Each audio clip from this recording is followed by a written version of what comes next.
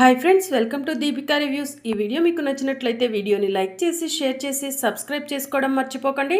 విహారి అని యమున పిలుస్తూ ఉంటుంది. ఏంటమ్మా అని విహారి అడుగుతూ ఉంటాడు. ఏంట్రా, ఆఫీస్లోనే ఉండిపోతావా ఏంటి?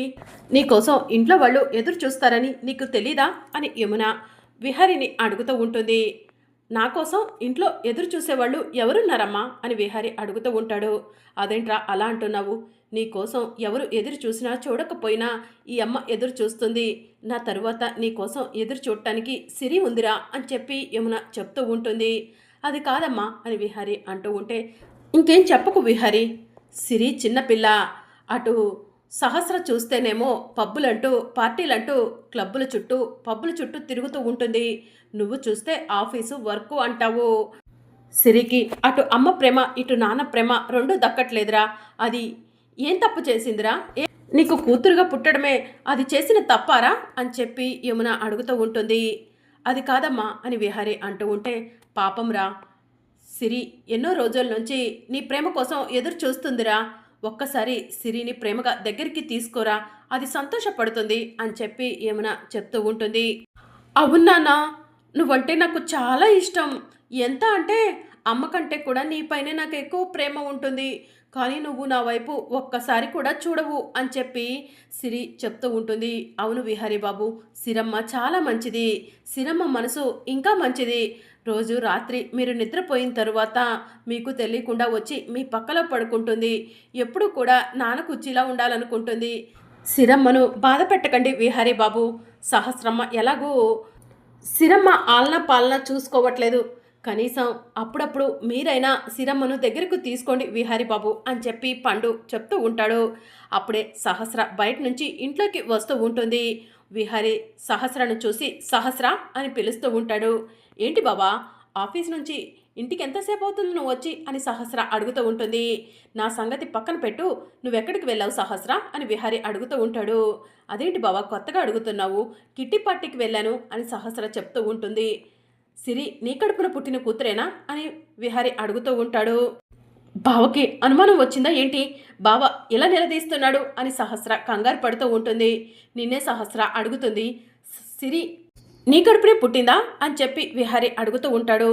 అవును బావా, సిరి మన కూతురే కదా అని సహస్ర చెప్తూ ఉంటుంది. మరి సిరి ఆలన పాలన ఎందుకు చూసుకోవట్లేదు?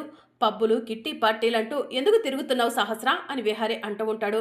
అదేంటి బావా అలా అంటున్నావు? నేను చూసుకోకపోతే ఏమైంది? సిరిని చూసుకోవడానికి అత్తయ్య ఉంది కదా అని చెప్పి సహస్ర అంటూ ఉంటుంది. అమ్మకి వయసు మీద పడుతుంది. సిరిని నువ్వు కన్నావు కాబట్టి సిరి ఆలన పాలన చూసుకోవాల్సిన బాధ్యత నీపైనే ఉంది సహస్ర అని విహారీ చెప్తూ ఉంటాడు. రేపటి నుంచి కిట్టి పట్టీలు పబ్బులు అంటూ బయటికి వెళ్ళకు, సిరి ఆలన పాలన చూసుకుంటూ ఇంట్లోనే ఉండు అని చెప్పి విహారీ చెప్తూ ఉంటాడు. అవన్నీ నాకు కుదరదు బాబా, సిరిని చూసుకోవటం నా వల్ల కాదు. చూసుకుంటే అత్తయ్యను చూసుకోమను, లేదంటే ఏదైనా కేర్ టేకర్ని పెడతాను అని చెప్పి సహస్ర అంటుంది. దాంతో విహారీ, సహస్ర నీ కూతుర్ని చూడటానికి కేర్ టేకర్ని పెడతావా నిన్ను అని విహారీ సహస్రను కొట్టడానికి చెయ్యెత్తుతాడు. సిరి పరిగెత్తుకుంటూ విహారీ దగ్గరకు వచ్చి, నాన్న అమ్మని కొట్టొద్దు నాన్న అని చెప్పి అంటూ ఉంటుంది. చూసావా, చిన్న పిల్లైనా కూడా నీ పైన నేను చేయి చేసుకోవాలనుకుంటే వచ్చి అడ్డుకుంటుంది అని చెప్పి విహారీ అంటూ ఉంటాడు. అసలు నన్ను కొట్టడానికి చెయ్యెత్తింది దానివల్లే కదా బావా, దానికోసం నన్ను కొడతావా బావా అని సహస్ర అంటూ ఉంటుంది. సహస్ర ఏంటి సహస్ర, సిరి ఎవరైనా పరాయి అమ్మాయా? నీ కూతురే కదా. నీ కూతురు ఆలన పాలన చూసుకోవాల్సిన బాధ్యత నీపై కాకపోతే ఇంకెవరిపైన ఉంటుంది? విహారీ అన్న దాంట్లో తప్పేం లేదు. సహస్ర ఈ రోజు నుంచి నువ్వు ఇంటి పట్టునే ఉండు, సిరి ఆలన పాలన చూసుకో అని చెప్పి యమున చెప్తూ ఉంటుంది. మీరు నన్ను కొట్టినా తిట్టినా పర్వాలేదు, నేను మాత్రం ఆలన పాలన చూసుకుంటూ ఇంట్లో కూర్చోలేవను అని చెప్పి సహస్ర చెప్తూ ఉంటుంది. ఏ సిరి, నీకు రేపటి నుంచి కేర్ టేకర్ని పెడతాను. నీకోసం కేర్ టేకర్ వస్తుంది.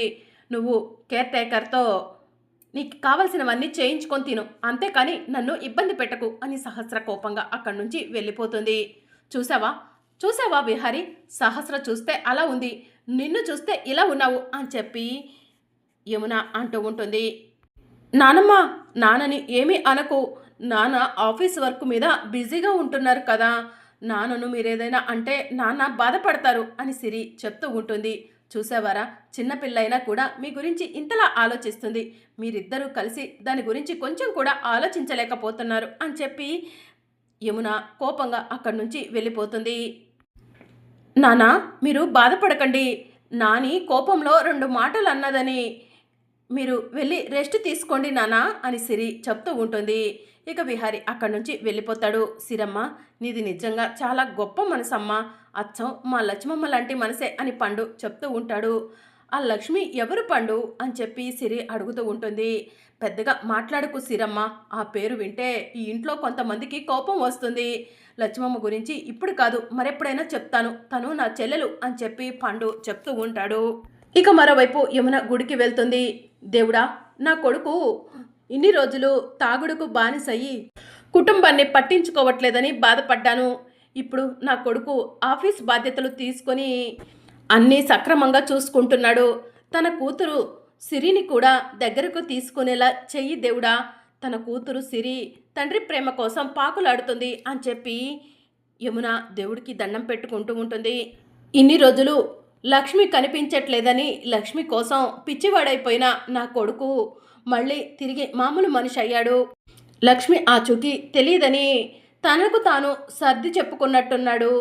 లక్ష్మి ఎక్కడ ఉందో తెలీదు, ఎంత వెతికినా దొరకట్లేదు. సిరితో సహస్రతో వాడు సంతోషంగా ఉండేలా చెయ్యి, సహస్రలో కూడా మార్పు వచ్చేలా చెయ్యి దేవుడా అని యమున దేవుడికి దండం పెట్టుకుంటుంది. ఇక మరోవైపు యమున గుడి చుట్టూ ప్రదక్షిణలు చేస్తూ ఉంటుంది. ఇక అప్పుడే లక్ష్మి, క్రిష్ ఇద్దరూ కలిసి గుడి దగ్గరకు వస్తారు. అమ్మా, ఇప్పుడు సడన్గా గుడికెందుకు తీసుకొచ్చావు అని క్రిష్ అడుగుతూ ఉంటాడు. ఈరోజు ఆ వడ్డీ శకుంతలకు ఆపోజిట్గా మనం క్యాంటీన్ టెండర్ వేస్తున్నాం కదా క్రిష్, ఆ టెండర్ మనకే రావాలని దండం పెట్టుకోవడానికి వచ్చాను అని చెప్పి లక్ష్మి అంటుంది. ఆ క్యాంటీన్ టెండర్ మనకే వస్తుందమ్మా అని క్రిష్ చెప్తూ ఉంటాడు. సరే నాన్న, దేవుడికి దండం పెట్టుకొని ఫుడ్ ప్రిపరేషన్ మొదలు పెడదాం అని చెప్పి లక్ష్మి అంటుంది. సరే అమ్మా అని చెప్పి క్రిష్ అంటాడు. ఇక లక్ష్మి కూడా గుడి చుట్టూ ప్రదక్షిణలు చేస్తూ ఉంటుంది. యమున గుడి చుట్టూ ప్రదక్షిణలు చేసి పూర్తవటంతో ఇంటికి వెళ్ళబోతూ ఉండగా సడన్గా యమున కళ్ళు తిరిగి పడిపోతూ ఉంటుంది. అప్పుడు క్రిష్ పరిగెత్తుకుంటూ యమున దగ్గరకు వచ్చి బామ్మగారు బామ్మగారు అని అంటూ ఉంటాడు. ఏమైంది బామ్మగారు, మీ ఇల్లు ఎక్కడా, మీ వాళ్ళు ఎవరైనా గుడికి వచ్చారా అని క్రిష్ అడుగుతూ ఉంటాడు. అప్పుడు యమున కారు తాళాలు క్రిష్కి ఇచ్చి కారులో మెడిసిన్ ఉంది తీసుకురా అని చెప్పి చెప్తూ ఉంటుంది. ఇక క్రిష్ కంగారుగా కారు దగ్గరకు వెళ్తాడు. కార్ డోర్ ఓపెన్ చేసి మెడిసిన్ కోసం వెతుకుతూ ఉంటాడు. ఇంకా క్రిష్ యమున మెడిసిన్ తీసుకొని పరిగెత్తుకుంటూ యమున దగ్గరకు వచ్చి బామ్మగారు ఇదిగోండి మెడిసిన్ అని అంటూ ఉంటాడు. యమున మెడిసిన్ని వేసుకోగానే కాస్త మెల్లగా మామూలు మనిషి అవుతుంది. బామ్మగారు ఇప్పుడు మీకు ఎలా ఉంది అని క్రిష్ అడుగుతూ ఉంటాడు. బాగానే ఉంది బాబు, ఎవరు నువ్వు అని చెప్పి యమున అడుగుతూ ఉంటుంది. మా అమ్మ పేరు సిరి, నేను మా అమ్మ గుడికి వచ్చాము అని చెప్పి క్రిష్ చెప్తూ ఉంటాడు. సమయానికి వచ్చి నన్ను కాపాడావు, చాలా థ్యాంక్స్ బాబు అని చెప్పి యమున అంటుంది. పర్వాలేదు బామ్మగారు, పదండి మిమ్మల్ని కారు దాకా తీసుకెళ్తాను అని క్రిష్ చెప్తూ ఉంటాడు. వద్దులే బాబు, నేను వెళ్తాను అని యమున మెల్లగా నడుచుకుంటూ కారు దగ్గరకు వెళ్తుంది. లక్ష్మి గుడి చుట్టూ ప్రదక్షిణలు చేసి క్రిష్ దగ్గరకు వస్తుంది. నాన్న క్రిష్ వెళ్దామా అని లక్ష్మి అడుగుతూ ఉంటుంది. అమ్మా ప్రసాదం తీసుకో అని క్రిష్ చెప్తూ ఉంటాడు. ప్రసాదం ఎక్కడిది నాన్న అని చెప్పి లక్ష్మి అడుగుతూ ఉంటుంది. అదిగో ఆ బామ్మగారు ఇచ్చారమ్మా అని చెప్పి క్రిష్ చెప్తూ ఉంటాడు. లక్ష్మి అటువైపు చూస్తుంది. అక్కడ యమున కనిపిస్తుంది. యమునమ్మేంటి ఇక్కడున్నారు అని లక్ష్మి మనసులో అనుకుంటుంది. ఇక యమున కారు ఎక్కబోయి మళ్ళీ కళ్ళు తిరిగి పడిపోతుంది. లక్ష్మి పరిగెత్తుకుంటూ యమున దగ్గరకు వెళ్ళి యమునమ్మ అని పిలుస్తూ ఉంటుంది. యమున స్పృహలో లేకపోవడంతో లక్ష్మి యమునను తీసుకెళ్లి చెట్టు కింద కూర్చోబెట్టి మొహం మీద నీళ్లు చిమ్ముతూ ఉంటుంది. యమున మెల్లగా కళ్ళు తెరవబోతూ ఉండగా లక్ష్మి యమునకు కనిపించకుండా మొహం మీద ముసుగు వేసుకుంటుంది. ఇక యమున మెల్లగా కళ్ళు తెరిచి ఎవరమ్మా నువ్వు అని అడుగుతూ ఉంటుంది. బామ్మగారు, ఈవిడ మా అమ్మ అని చెప్పి క్రిష్ చెప్తూ ఉంటాడు. మీ అమ్మనా, సమయానికి ఇందాకలేమో నువ్వు కాపాడావు, ఇప్పుడు మీ అమ్మ కాపాడింది, మీకు నాకు ఏదో బంధం ఉన్నట్టుంది అని చెప్పి యమున అంటుంది. అవును యమునమ్మ, మీకు నాకు జన్మ జన్మల బంధం ఉంది అని లక్ష్మి మనసులో అనుకుంటుంది. ఇప్పుడు ఎలా ఉందమ్మా మీకు అని చెప్పి లక్ష్మి అడుగుతూ ఉంటుంది. అచ్చం మా లక్ష్మి మాట్లాడినట్టే మాట్లాడుతున్నావు నువ్వు. మా లక్ష్మి చాలా మంచిది అని చెప్పి యమున అంటుంది. ఇప్పుడు ఎలా ఉందమ్మా అని చెప్పి లక్ష్మి అడుగుతూ ఉంటుంది. బాగానే ఉందమ్మా, నన్ను కారు దాకా తీసుకెళ్తావా అని చెప్పి యమున అడుగుతూ ఉంటుంది. సరే రండమ్మా తీసుకెళ్తాను అని లక్ష్మి యమునను కారు దగ్గరకు తీసుకెళ్తుంది. మీరెక్కరే వచ్చారమ్మా, డ్రైవర్ రాలేదా అని చెప్పి లక్ష్మి అడుగుతూ ఉంటుంది. నాకు కార్ డ్రైవ్ చేయడం వచ్చమ్మా, డ్రైవర్ లేడు, నేనే వచ్చాను అని చెప్పి యమున చెప్తూ ఉంటుంది. జాగ్రత్తగా వెళ్ళండమ్మా అని చెప్పి లక్ష్మి అంటుంది. సరే అమ్మా అని చెప్పి యమున అక్కడి నుంచి వెళ్ళిపోతుంది. అమ్మా, ఆవిడెవరో నీకు తెలుసా? ఆవిడని చూసి ఎందుకు నువ్వు మొహం మీద ముసుగు వేసుకున్నావు అని క్రిష్ అడుగుతూ ఉంటాడు. ఆవిడ నాకెలా తెలుస్తుంది క్రిష్, నాకు ఆవిడెవరో తెలీదు. పద వెళ్దాం, మనం క్యాంటీన్కి శాంపిల్ ఫుడ్ పంపించాలి కదా, ఫుడ్ రెడీ చేద్దాం అని చెప్పి లక్ష్మి అంటుంది. మరి అప్కమింగ్ ఎపిసోడ్లో ఏం జరగనుందో తెలుసుకోవాలనుకుంటున్నారా? అయితే ఛానల్ను సబ్స్క్రైబ్ చేసుకోండి.